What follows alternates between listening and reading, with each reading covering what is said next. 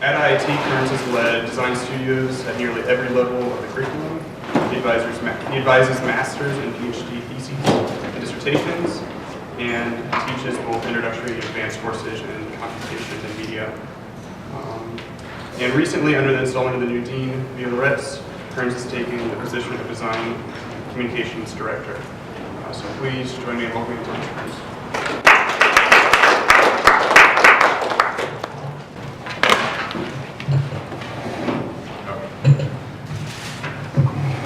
I hurt my foot, so I don't want to stand.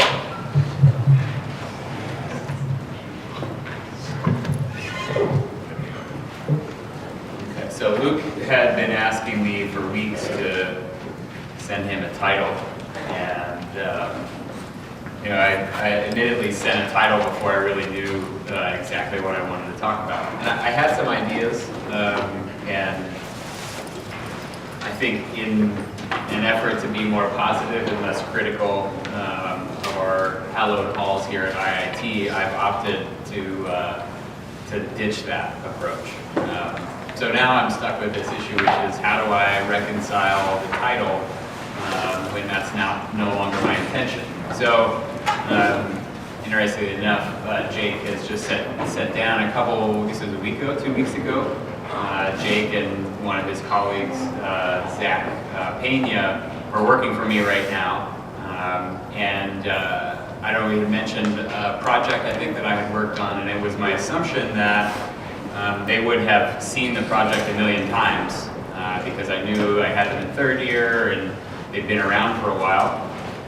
And so I started thinking about the reality that I've now been here at IIT for, I think this is my 13th year, nearly my 13th year. And the work that I used to talk about is not the same work that I currently talk about. So most of you that have seen me present my work have seen me present work in the last, say, 3 years or 4 years. And the truth is that the work that I've done in the last 3 years is very, very different than the work that I did before, and to some degree the work that I'm going to continue to do. And so I started thinking about this relationship of fear and my career path. And in some ways, I guess you could say that I'm kind of like this mako shark, which the mako shark is one of those breeds of shark that requires movement in order to propel the water through their body in a way to actually get oxygen. So you may have heard people talk about sharks or fish, animals that if they stop moving, they die. And I think that in many ways that this is the fear that has, I think, to a positive way, driven my career and is responsible for why I'm here where I'm at. Now, if you were to ask my wife, she probably has a very, very different take on that notion of not moving. I get asked on a regular basis when I'm going to commit to decide what it is that I do for a living, because she thinks in her mind I change what I do for a living on a semi-annual basis, and to some degree that's been the case. So in thinking about this lecture, I've decided actually to basically not talk about digital technology. That the work that I'm going to show is the work that I've done professionally that does not fall into that category. And I want to just use it to sort of tell a little bit of a story. I was thinking about how, it's iitAIAS, so as students, the audience is very specific, and I think begs in a way for you to hear insight from the people that are on your poster that can help you think about the career paths that you want to make. So rather than just showing you cool stuff or talking about how awesome I am, I figured that I would talk a little bit about the reality of my practice and how it's led me to get here. And it has been a relatively circuitous path. There are some other fears, I guess, embedded in this.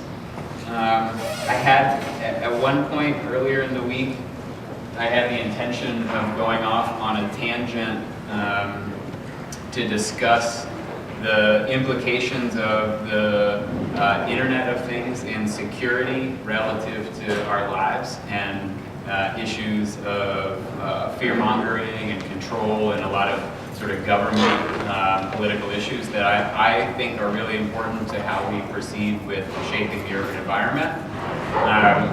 But I'll leave it say that I'm not, I guess I'm not going to talk about that too much, but I guess I am a little bit afraid of some of the lists that I may reside upon based on even some of this work, like this project, which we'll talk about in a moment. I'm also a little bit afraid, admittedly, of talking now, this many years later. Most of this work was completed prior to 2009.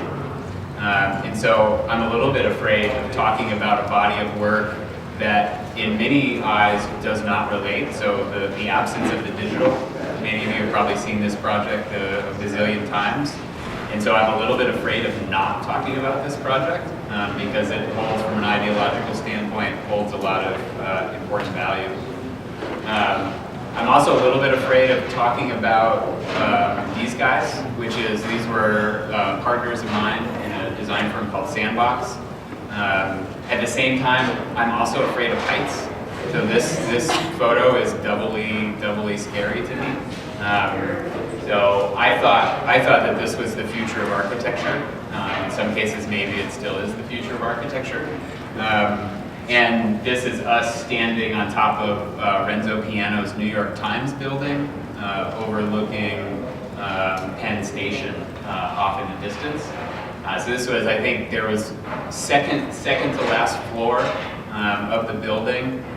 We were in a, as it should look from our blue steel looks here, a fashion shoot for Wallpaper magazine. When they selected us as Breakthrough Designers of the Year. So somehow they decided that we had, as a design firm, broken through. What that means, or how they validated that, or how we got on that list, I have no idea, but it was cool to do this anyway. And if you zoom in really close, you can see me proudly wearing my Architecture Sucks t-shirt. I was really happy. They made me change they had me put on a coat and they had me change the hood. I'm like wearing clothes that aren't mine, except for I got to keep my t-shirt on. So related to this, I'll talk a little bit about this towards the end. And this is also kind of related to height, my fear of heights. I'm increasingly afraid of getting hurt, but that hurt kind of comes in two forms, both the hurt of doing. This is the lake chutes in Breckenridge. This kind of sketchy line right here was one of my big accomplishments from ski season last year. And so I think that this reality about my work is also, this reality about my life is also plays an important role in talking about my work. So part and parcel with that, I'm really afraid of getting old because as I get older, I realize that I'm not as supple, I'm not as, I don't have quite as much dexterity as I once had. So I think in this picture I'm 16 or 17, and I'll talk about why this image is relevant. So I am afraid of heights. I'm also really afraid of public presentation of myself, stuff like this. Even though as a high schooler, I guess 14 through 18, I wore a Speedo in public and bounced around on diving boards. So there's a lot of contradiction in my fears, but I think that this is maybe in some ways the point. And it's actually in this space on a diving board in competitive diving that I got probably one of the best pieces of advice that I ever got, and one that I have on a regular basis given back to my students. And I would say that there is a problem or a problematic condition, not just at IIT, at schools across the country, but I think definitely here at IIT, something that we're trying to tackle in the design communication curriculum. And it has to do with fear. It has to do with fear of commitment, and it has to do with fear of putting yourself out on the line, right? So like, what's the analog to me being on a diving board doing fancy tricks in the air to you here in class doing drawings or making models. I think sometimes what you need to do is you need to just let yourself go. It doesn't happen nearly enough. You kind of lose yourself in what you're working on. And so this piece of advice that I got, it was summer diving camp at the University of Wisconsin-Madison. I probably was a junior or a sophomore or junior in high school. And I had been, up until this point, the only diving that we had in my school and in the district was 1 meter diving boards. Because they took out all of the 3 meter, all the high diving boards due to liability reasons. So it wasn't until I went to summer camp at a college where they actually had 3 meter, 5 meter platform, 7 meter, the larger diving systems. And I was working on a dive on 1 meter. It's a reverse dive, which is the kind of dive where you walk forward, and when you dive, you rotate backwards.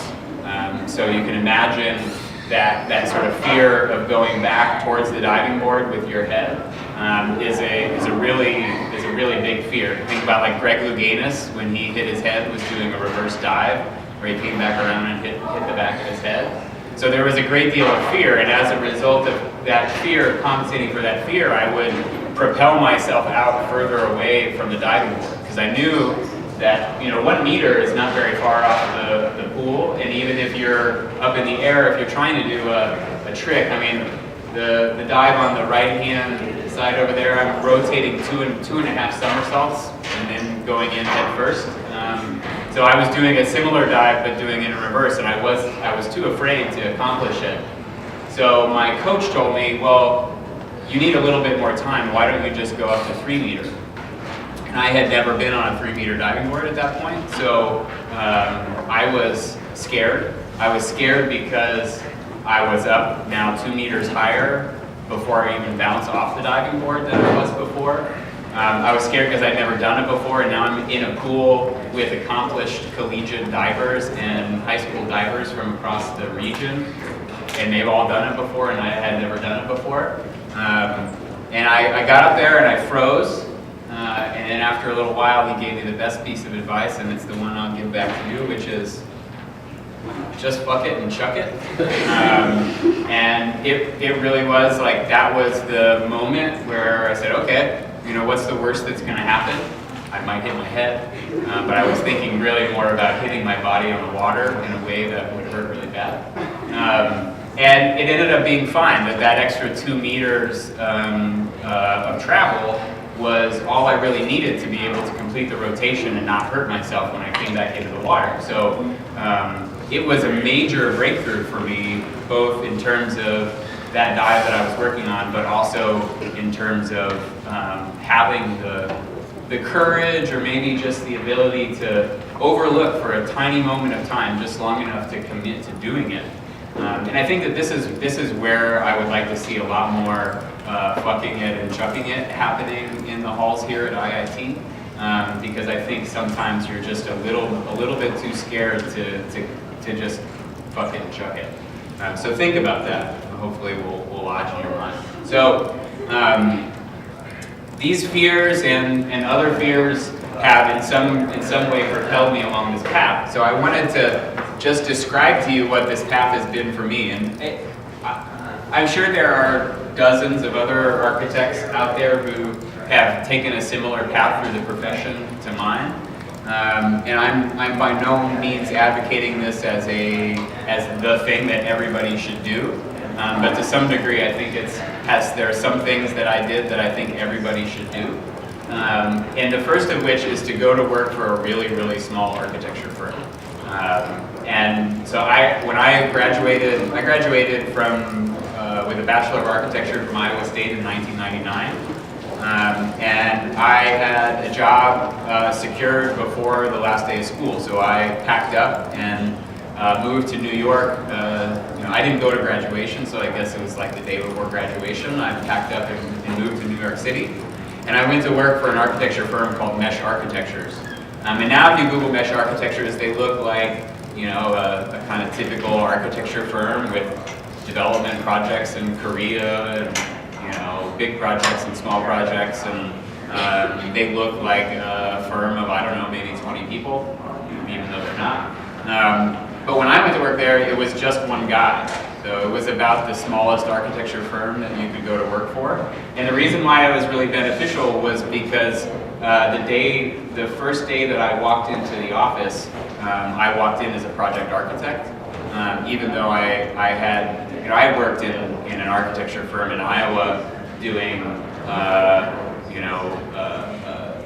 metal roofing details for the cow barn for the Iowa State Fair. I did the dirty, ugly architecture work that nobody wants to put in their portfolio or tell anybody they did. So I had done some of that before in a summer internship, but I really had no architectural background whatsoever. And I went to Iowa State, which at the time, we were kind of, oddly enough, in the cornfield, middle of the cornfields in Iowa, a little hotbed for architectural theory. A now defunct architecture journal called Assemblage, which at the time was one of the sort of most sort of critical architecture journals, was edited predominantly out of Iowa State. So there was a large number of people who have now gone on who are running programs at Parsons and Pratt and teaching at Columbia. It was a little hotbed. So needless to say, I did not get a technical architectural education like the one that you get here at IIT. I got a very different architectural education. And everything that I learned about how buildings get built, how things go together, I learned on the job site. I learned in a job like this where I was expected to go to the job site and do things the first week that may have taken me years to be able to do if I had gone to work in another office. And this was the first project. This was the project that I kind of cut my teeth on. It was a typology that was one of the most common kind of architectural typologies at the time in the late 90s. There was not a lot of building happening in New York City, so most architecture firms were doing interior work in projects like this, loft projects. And this typology has a kind of fundamental problem, which is there's windows on the back, and then 100 feet away there's windows on the front, and there's no other windows in between. And so what ends up happening is that you have living space, there's sort of living, sleeping space and living social space that get polarized on opposite ends of the loft, and you're left with this kind of dead space in the middle. It was a problem that we dealt with in many, many projects, and the first one that I encountered was the solution ended up being kind of fun and exciting, and not cow barns in Iowa. So the idea was that we would actually put the social space in the middle of the apartment, and the furniture, the built-in furniture that we designed, would activate that central space with kind of life and dynamic quality that wasn't there before. So you see large sliding bookshelves that are able to open up, another bookshelf that hinges, the rolling chaise lounge.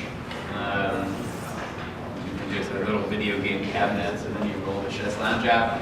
Underlying all this was all of the different apparatuses represented each of the simple machines.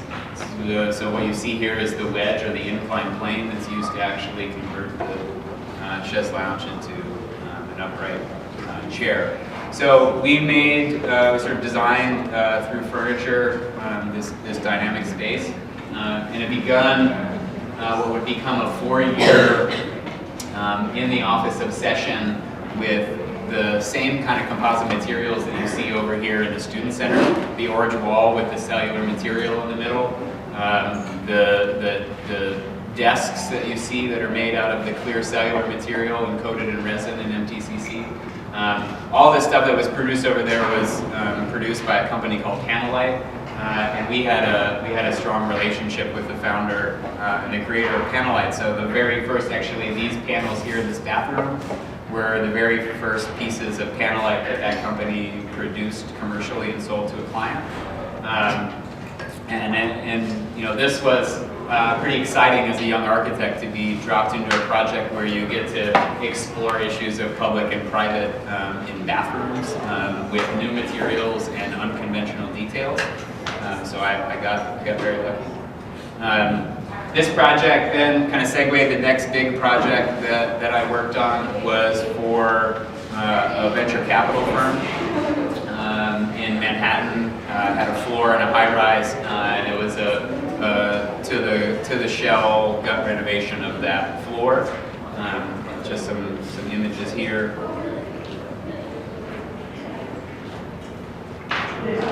And again, the ability to, one, continue the relationship with Panelite. So here we're working with them to engineer new products. In the case, 2 products that never got made again after this project. One, the glass Panelite that you see in the doors. And you can kind of see the detail here, the rounded rectangle doors. Custom sandwich panel that I think after a good year's worth of time completely delaminated and became a big liability for the company.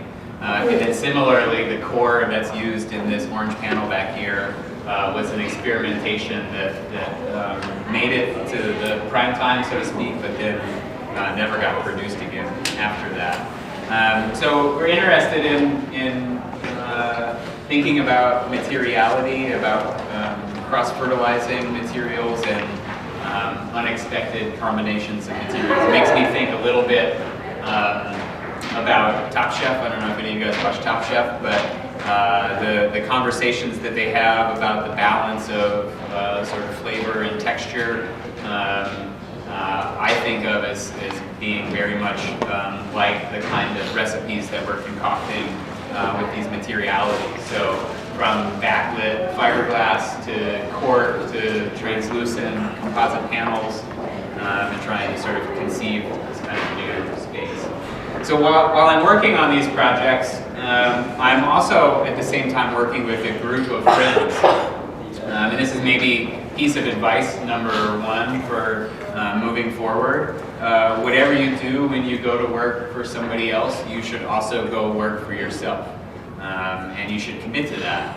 And I say that for a couple reasons, but predominantly because the people that you go to work for will do everything that they can within the sort of acceptable value proposition to help you to learn to design for them in the way that they want you to design. But they have no stock or benefit or value in actually helping you to design the way that you want to design, or think about design the way that you want to design.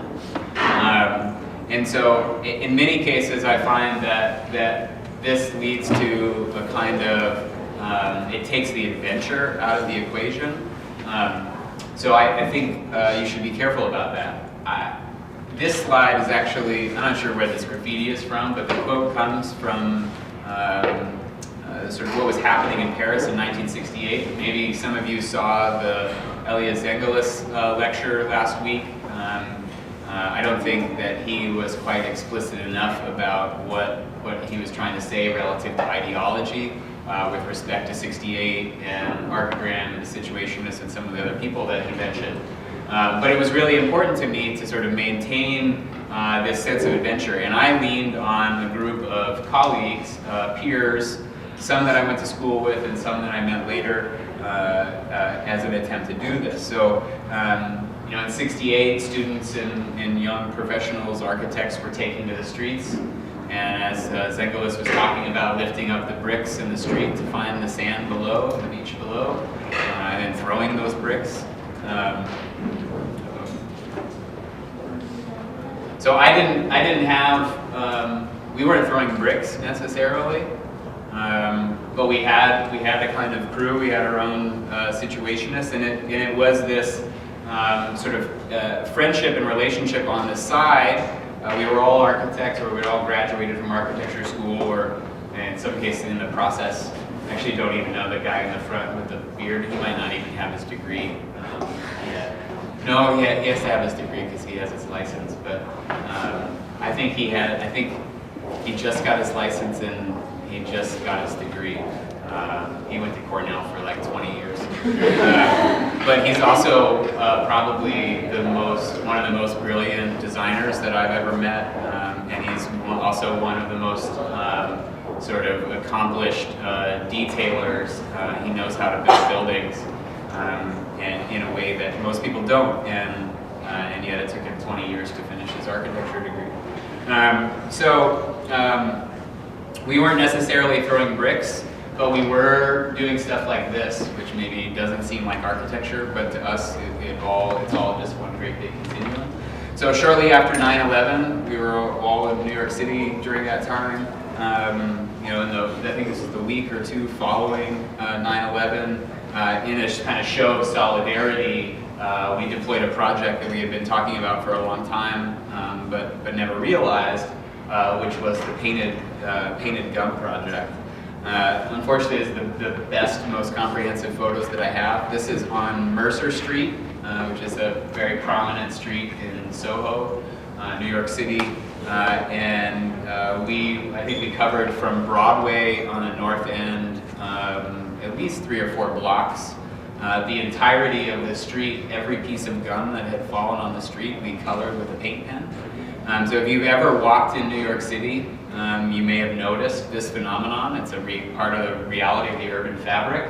Mostly goes unnoticed, which is that there are thousands of pieces of gum stuck to the sidewalk, and they hide because people step on them, and they get dirty, and they turn black. Probably chances are, if you went up to the Art Institute or something like that and stood on the steps, you could probably also see the remnants of black ovals of gum. But when you're, in the city and you're moving quickly, as one tends to do, it goes away. But a little tiny addition of some red, white, and blue paint to the very receptive, absorptive gum surface made for a pretty amazing phenomenon that you couldn't help but notice, right? And they exposed this reality of the city in a way that was really unexpected, and go red, white, and blue. So we are paint penning gum in the streets by night and designing luxury residences by day.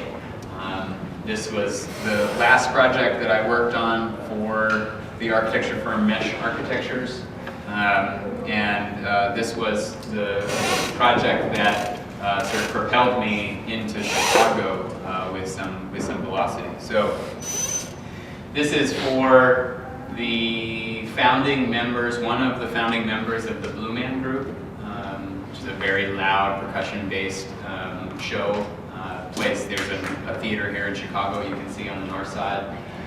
So these guys were creative, and they were very wealthy. So we could do fun and interesting things. And this project started a couple relationships. It started the relationship with the client, which would persist after I left. It also created a relationship between me and a material, which is fiberglass. So what we see in the distance is a duplex, so 2-story loft building. Had an interesting phenomenon that it actually was landlocked. It is inside the middle of the block with buildings all the way around it, so you have to go into one building and go out in a courtyard to come into this building that's in the middle. So it's like a bunker. It's very, very private, but it still gets good light. So we opened up the center bay here, the two bays in the center, so we have a double height kind of center space where we could allow the plants to grow up tall. And the public ground floor and the private upper level, and the upper level with that split then takes advantage of You can see the kind of walkway from one side to the other here separates from the adult suite to the children's suite, two children's rooms on the other end. And in the background here, you see this green, this wall or this partition is actually formed by architectural fiberglass, full-scale, structurally stable, freestanding fiberglass panels. And here you see this is one set. So we did there's about 2,000 square feet of custom fiberglass panels that separate the space from the sort of utility side, the back of it. So like the back side of this would be the utility, and the front side would be the kind of presentation outward to the guests and the occupants that are living there. And this wall ran the full length of the loft space, 4,000 square feet total, and then subdivides along the length. It operates both upstairs and downstairs, and this is the one section. So with that cut in the middle, you can imagine there's 4 sections. This is one section, the back section that you see here model. So again, this was like 2000-ish, and we were exploring for the first time the use of CNC milling to create formwork for this process, the fiberglass process, as well as a lot of kind of crazy hand-produced jigs, molds.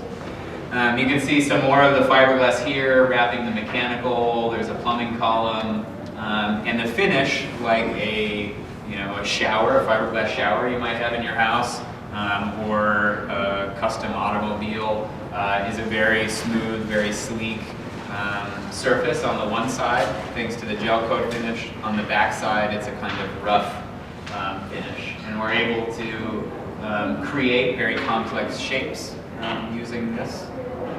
And the basic premise of the wall is that it is kind of thickened.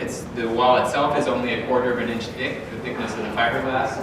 But in its depth and its formed depth, it starts to occupy a kind of larger volume that then gets packed out with program. So you have, for the most part, an empty shell of a building left as empty shell, and all of the programmatic elements. So the things that define the kitchen, in this case the dining room with the wine storage and the bookshelf and the dumbwaiter going up to the 2nd floor, all of the kind of elements that define the program of the residence get packed into this custom formed wall. The bathroom then becomes occupiable space, and you see the kind of work to make the handhold that switches from the inside to the outside as a continuity achievable in that form of material. So this is like, super luxury, super custom, wealthy architecture stuff. And while it's really exciting, and I feel very fortunate that I was able to work with these clients and be able to do this work, at the same time I'm left with something, I don't know, not so satisfying. It might be the fact that I probably will never be able to own a house that is this nice. Maybe that's just like biting away at me. Maybe not. I think it was, and I think this continues to be a problem. It's something we've talked about in the Cloud Studios a little bit. You hear in the lectures people talking about the way in which the 1% are more or less dictating the shape and form of the city or our architecture. And so I think underlying my work, certainly my work with Sandbox, and some of the fear that I have is that we aren't doing enough to kind of disrupt what we think of as architecture. And to kind of synonymize that in a way, show a project. This is actually a project that very few people have ever seen. It's maybe a little dangerous. It's more dangerous to talk about this project today than it was when we did the project. But you can see by this mind map some key players in here. We've got Charles Gwafney, John Hayda, Richard Meyer, Michael Graves, and Peter Eisenman. We called them the Made Men, the New York Five. The New York Five were selected as part of a kind of conference, state of architecture. These guys were, they were like the kings of the architecture profession. And part of the New York Five that we were also riffing on in this project a little bit was that many believe that Philip Johnson was sort of instrumental in defining that group of 5 people and is sort of like the mastermind. We had a kind of funny obsession as a partnership with Philip Johnson, who is, if you know anything about him and his architecture and his position in the architecture world, he's kind of a funny character, worth looking at. But the proposition here was that Sandbox was effectively going to disrupt architecture, to sort of take out the made man and rethink what it was. And this idea manifested in a bit of architourism. So probably some of you have gone off and gone to see falling water or gone to see some building on a spring break or summer vacation. So we drove up one evening to New Canaan, Connecticut, where Philip Johnson lives, because we wanted to, or lived, where we wanted to see the stuff. And we had this idea about this project, and so we'll see if you can pick up on what's happening here.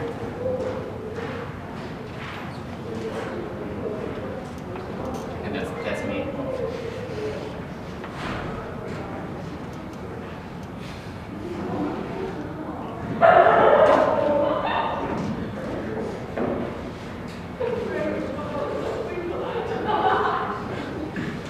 We found this spot that seemed as if perhaps a Navy SEAL had identified a place with which to take out Philip Johnson, to take out the glass house.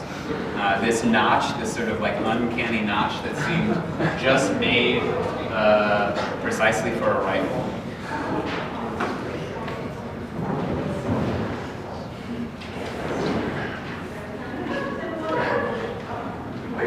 So it started out with, we want to shoot out the glass in the glass house. So how are we going to do that and not get in trouble? And the answer was to not really shoot out the glass house, but to pretend to shoot the glass out of the glass house. And it became part of a sort of larger set of conspiracy documents. The intention was that we thought that Philip Johnson was going to die very soon. He did die fairly not too long after this.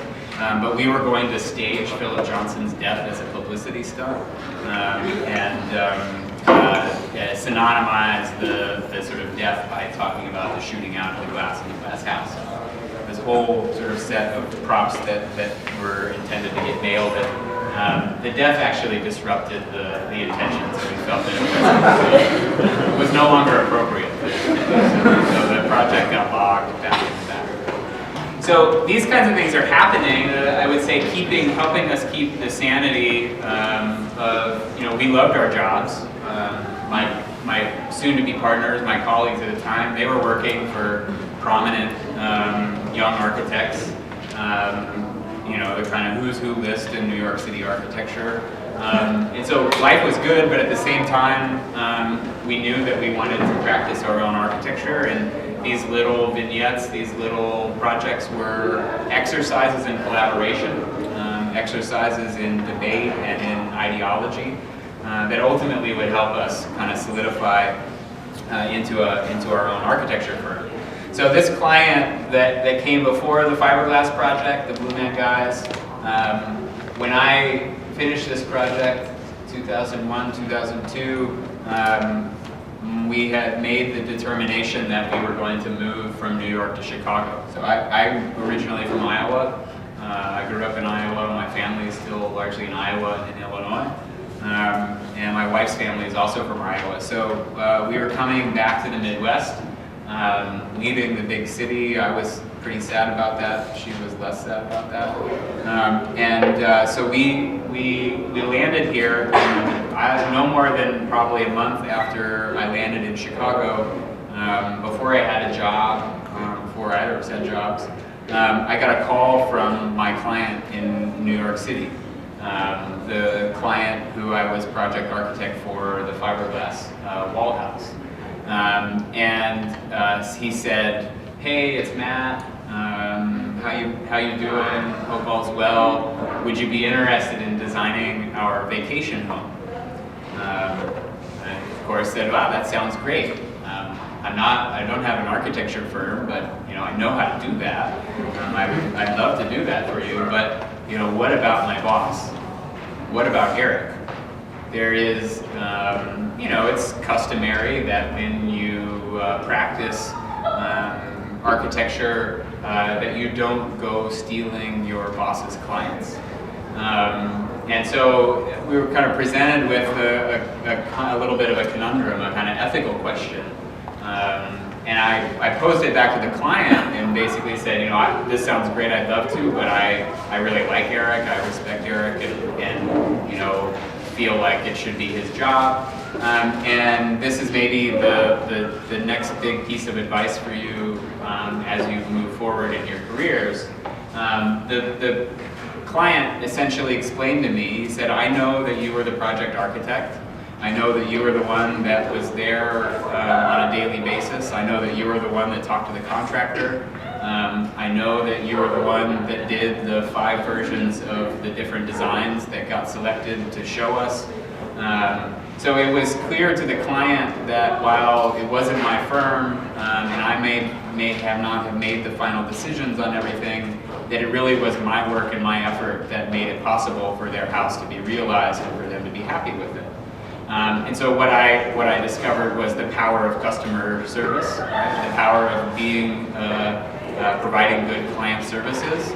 That a good client will recognize good client services and potentially have the ability to start an architecture firm for you.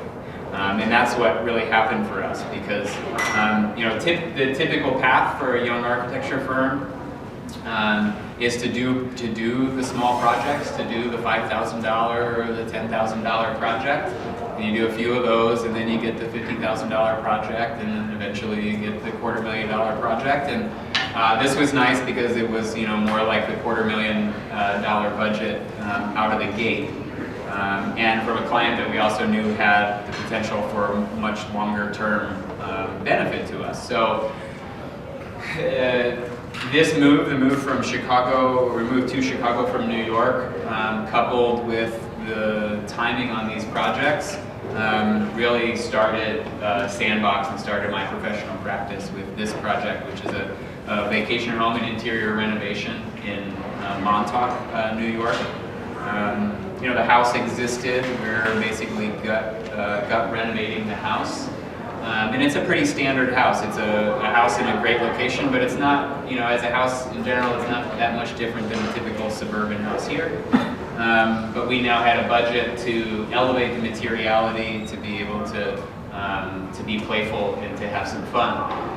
So utilitarian things like the need for storing shoes when you come in from the beach, coupled with the sort of tracking of how people walk up and down the stair and some lights, we start to get much more interesting, kind of very conventional staircase. And literally, the existing stair cut up and reskinned with a new railing, in this case all bamboo. And we're able to, with a very high budget, able to become very obsessive about minor details. And partly just circumstances. The amount of work that I've done that's interior renovation versus the work that's ground up is definitely done a lot more interior work. And I think as a result, my general interest, when I'm most happy designing at the scale of the intimate encounter, the scale of the bathroom, the scale of the kitchen, the scale of the lounge, the scale of the body. And because we are very multidisciplinary in our approach, we are not limiting ourselves simply to the physical architecture or the architectural infrastructure, but to the furniture and the sub-elements. So all the way down to the design of the medicine cabinets and the ability to do sort of playful things. You see with a client like this, medicine cabinets is kind of plays on that phenomenon. Undoubtedly, you've gone to somebody's house and you've had to ask yourself that question of whether or not you're going to look inside their medicine cabinet. And chances are most of you at some point have looked inside somebody's medicine cabinet. So we decided that we would design medicine cabinets that made it possible for you to let people look inside. So it uses a two-way mirror and illumination on the inside in a manner that when the light's on, you can see the contents of the medicine cabinet. It doubles as your nightlight, so when your friends come in, they can say, here's all my stuff.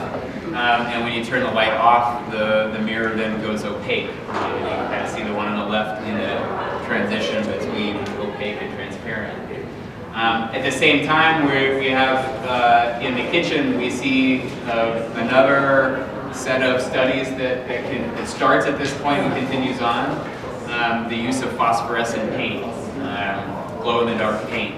So here we're exploring the integration of the cast resin granular system and cast glass to create glass that glows, so it charges by day and emits by night.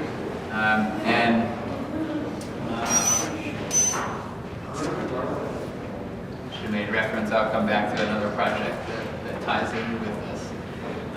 The same client then led to, they have one house, they also have rental properties, right? So now we have a client who needs high-end luxury and a client who needs to sell apartments to people like us. So now we're back into the budget, the $20,000 budget. How do you convert a studio in Manhattan? You know, how do you increase the monthly rent by investing about 20 grand into upgrading a kitchen? And you see some little things that continue from some of these earlier projects, elements that are moving, kind of highly detailed, intimate environment that plays on some of the materiality. So we were really sort of obsessed with chalkboard paint at the time and felt that we needed to take it sort of one step further in the spice rack and continuous rail on the back of the kitchen that becomes quite literally the chalkboard rail on the wall. Shortly after finishing these two projects for them, they bought another house just up the street from the first one, and we began renovating that. Here you see some of the interior renovation. So this client ended up becoming about a half a dozen or more individual projects that were explored. Okay, at the same time, we're not only doing architecture, but we're also looking at furniture. We're thinking about light fixtures, we're thinking about material systems like our glow-in-the-dark paint and others. And I don't know, the ideology or the modus stays more or less the same, which is taking, in many cases, relatively simple materials and processing them in a way to expose another level of kind of identity for them. This is the 2x4 light, which is literally achieved by taking a standard 2x4 on the table saw. Probably shouldn't tell John that you're going to do this, or probably just shouldn't do this on our table saws. But to carve out the inside of the 2x4 with the blade of the table saw. So you're literally like running it like repeated dados that take out almost all but I think the skin that you're now seeing. So lights then go on the inside and you see the 2x4 glowing literally through the wood of the 2x4. So we have worked the material with our hands to the point where the wood is thin enough that it will transmit light, and yet still retain that kind of core identity of the 2x4. The glow-in-the-dark glass, which then becomes multiple projects, some cases furniture, sometimes built in. And this then harkens back to a project which probably, if you've seen me lecture before on my work, you've seen this project in some way. The kind of art projects that drive the background of our work. We see these consistent threads, the glow in the dark, the fiberglass, the found materials and found objects that keep showing up. Skip over this, it's a little too digitally. And then to talk about, again, these kind of reoccurring themes, the idea of operability. So in this case, a new set of clients, also on the East End of Long Island, out in the Hamptons. a little pool house, concrete pool house off to the side, a guest house on the far end that you can't see, and then the main house. And this idea that we can take our buildings and maybe cut them up and have them operable.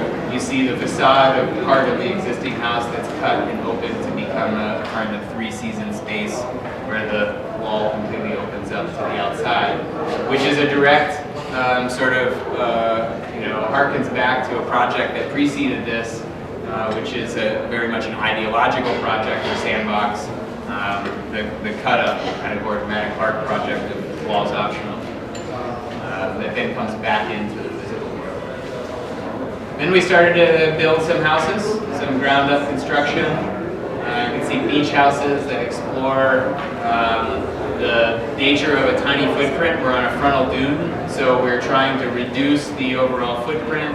You have to lift the house up off the ground because we're in that frontal dune, and then to sort of pull from the house the living quarters back out towards the beach, and you can see the ocean and the view through from the bedroom out.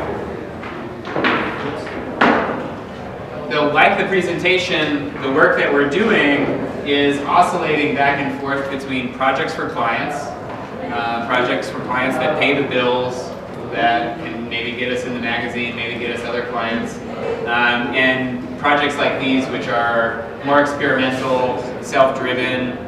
This was funded. This was for a festival in Poland that we were invited to do an installation for. So we were in Wrocław, I think second largest city in Poland, for a week-long festival. The idea was that we were asked to basically take New York City and bring New York City to Poland. And we did that we knew we were given this site, which was a pedestrian underpass, so there's stairs on both sides. And we were thinking about if we're going to try and take the stair in Poland and what's the word I'm looking for? It's got to be in here. The way that lenticular works, interlace is what it's called. You've probably seen the baseball cards where you rotate the baseball cards and it shows the guy hitting through the different positions. That is achieved by taking multiple images and interlacing them in a way where they're kind of divided in strips. And the strips are then controlled by the lenses of the lenticular, so that you see a different image depending on where your head's at. This idea of interlacing was used as a trope to talk about interlacing New York City with Poland, which we achieved by taking the quintessential yellow marks on the escalators in the New York City subway and using a lenticular system to graph them onto the stairs in Poland in such a way that as you walk up the stairs, the field of the lenticular makes it appear as though it's the escalator moving up the staircase with you. So a kind of basic play of optics and intervention into urban space. So this is like Sandbox coming to, in a way, to a crescendo here. About the time that we were receiving awards and doing our photo shoots, and we start on this project. And this is my piece of advice number 3, which is always be very wary of your clients, their intentions, and especially if they're developers. So here is a house in the Hamptons out in Sag Harbor, and if you look closely, if you read the text, you'll see Peter Sabbath and Melissa Green, a husband and wife design team, build modern and sustainable houses. Right? So they did not design it, they did not engineer it, they did not build it. They put the money up for the project, right? In an attempt to try and flip the project and make a lot of money. Yet, if you were to ask them, Sandbox had absolutely no involvement with this project. Which is funny that, when we have conceptual documents that we give to the owner, when we develop in detail the assembly systems for the building, both spatially and structurally, that I think probably we did actually design a full construction set, and also for the most part ran the construction of this project. all hay bale construction. So the house is sort of 50% opaque and 50% transparent. And the opaque part is all achieved while you can't see it with hay bales. So I'm getting the wrap up. So I'm gonna zoom ahead a little bit here. We'll skip over this and come back to the kind of final take. So I'm afraid today at 39 years old that I'm not having as much fun as I did when I was 12. So this is me at 12 in Irvine, California, racing BMX. And I remember back to 17, and I remember back to 2009 when I worked probably, I don't know, 90 to 100 hours a week. I would say that's sort of what it takes to get to the point where you can be 25 and have a firm and be doing work that you're proud of. But I realized something in that time, 2009 to 2010, that I had forgotten. And I'm saying this now to caution all of you, because I think you all have the potential to go out and do amazing things, and that you should go work very, very hard to do so. But don't lose sight of the things that make you happy. So you can, I don't know, maybe you can't tell, but I'm really happy in this picture. And this was one of the last times that I went skiing,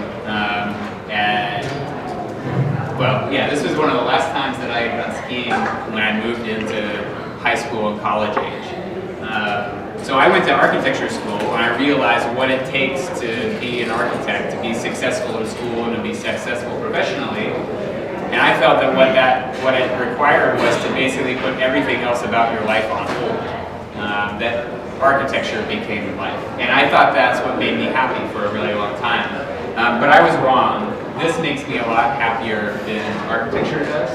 And it has elevated, so it has enabled us, like that 1968, that abolishment of adventure, for me lives on here in the mountains. So for me now, that being scared of heights and tackling that fear and being afraid of not moving and not being free is realized in my adventures in these places.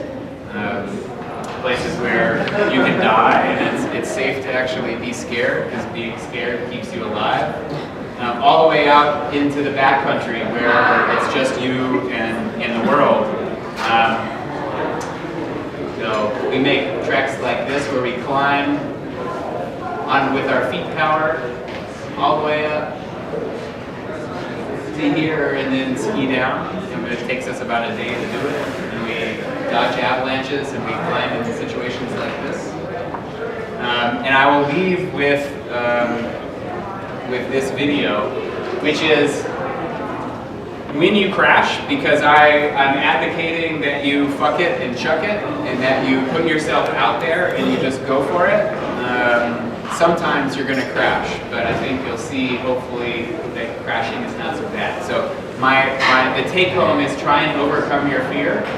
So here I am, standing on this ridge line, trying not to fall down to my death, and one of my partners here, skiing partners, is scared to drop in. So he's very fearful. Eventually he gets it together. It's actually not that big of a deal.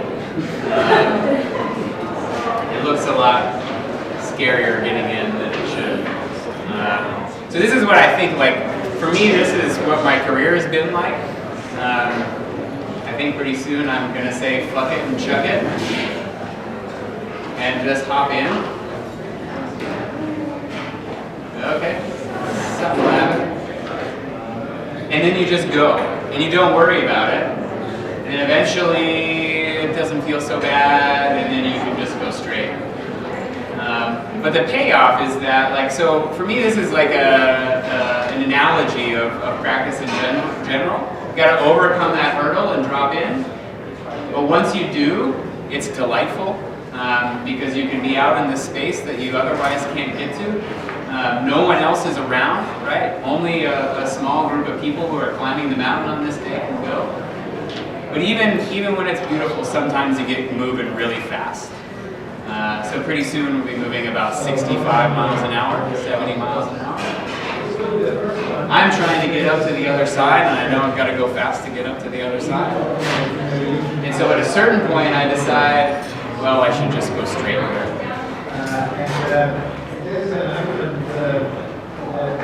But what I don't know is there is a creek bed at the bottom, and when you hit a creek bed going 65 miles an hour, you'll go flying for a good 20 or 30 feet.